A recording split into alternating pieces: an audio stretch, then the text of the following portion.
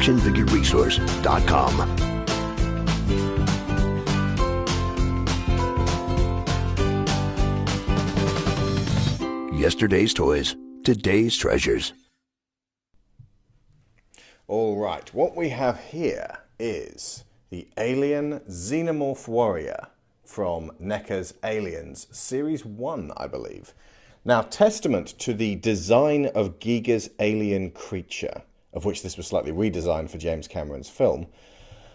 Just unwrapping this from the packaging, that when it came through the mail earlier today, I thought the thing was going to bite me. It's got such a tiny, horrible, spiderish, scorpionish look to it. It's an arachnid. It's just, this thing is horrifying even at this scale. So let's actually take a look at it because, you know, I've never really examined the alien up close and in the light because it's always in the dark and it's, you know, there's plenty of other reviews out there for aliens, but let's make this a little bit different, shall we?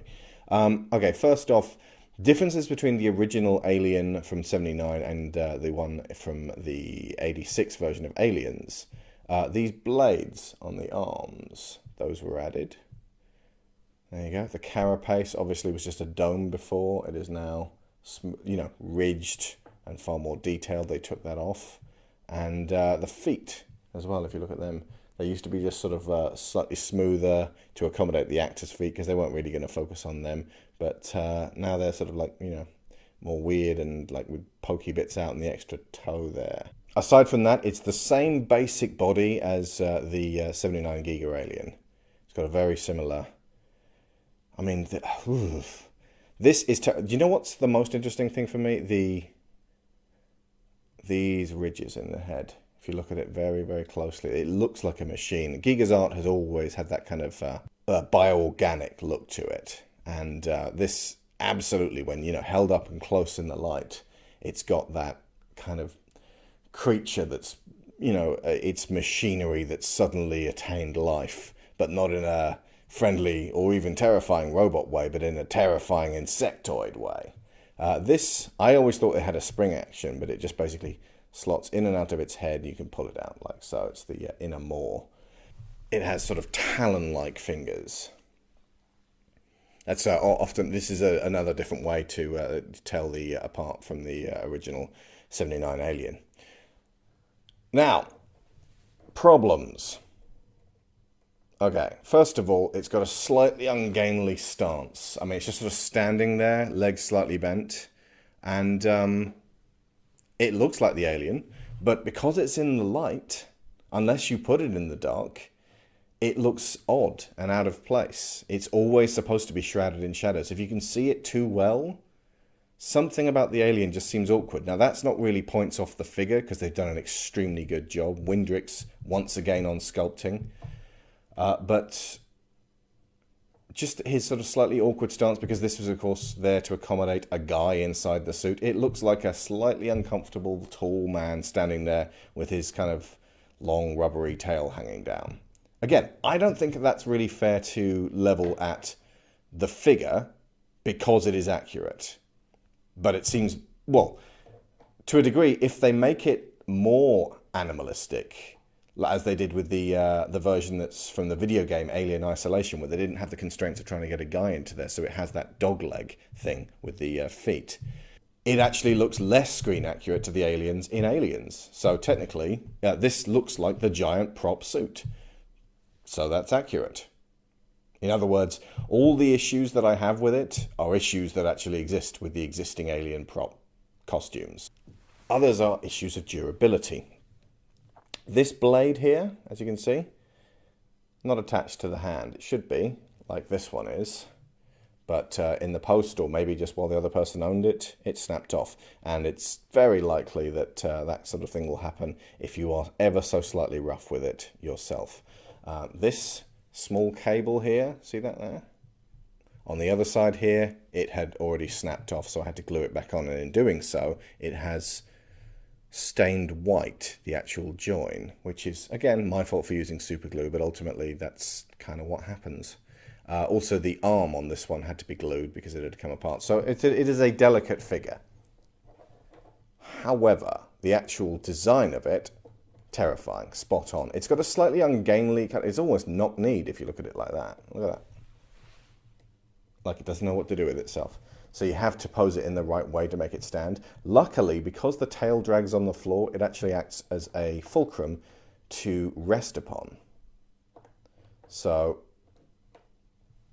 when you can find a place for it to stand, the tail will support it. Probably my least favorite Aliens figure so far, even under Bishop, simply because there are so many constraints on bringing the alien to plastic that effectively it cannot stand up to the real world. However, I mean, the detail is superb. It looks exactly like it was supposed to on screen.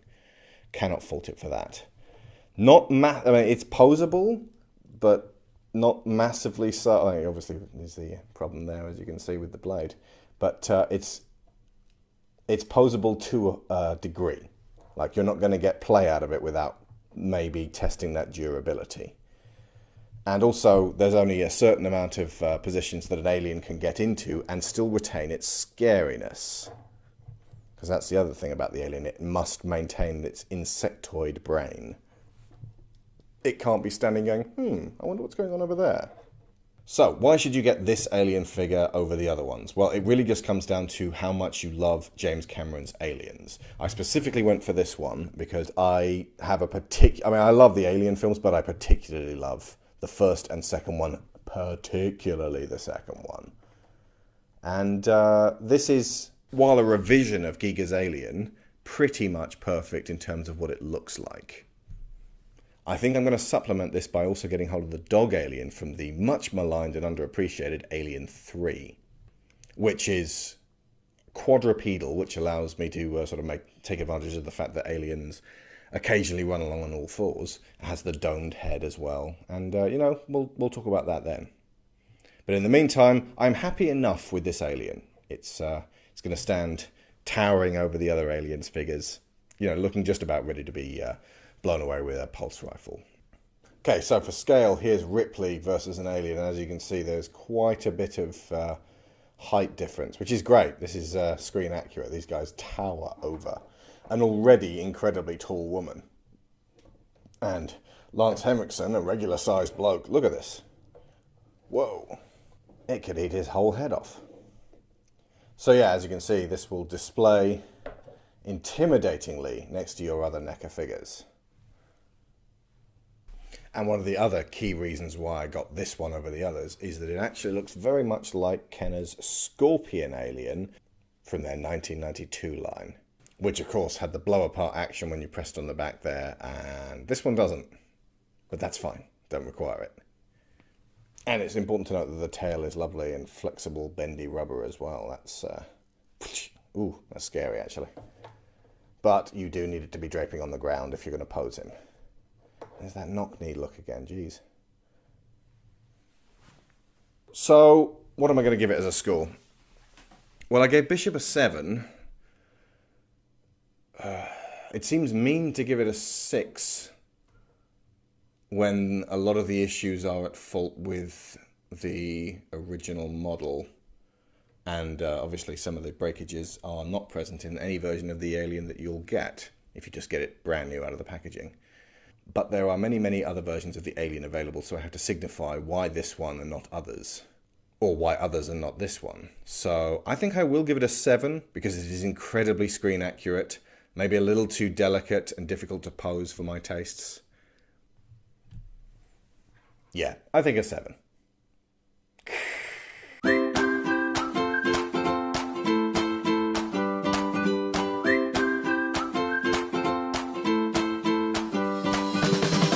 ActionFigureResource.com.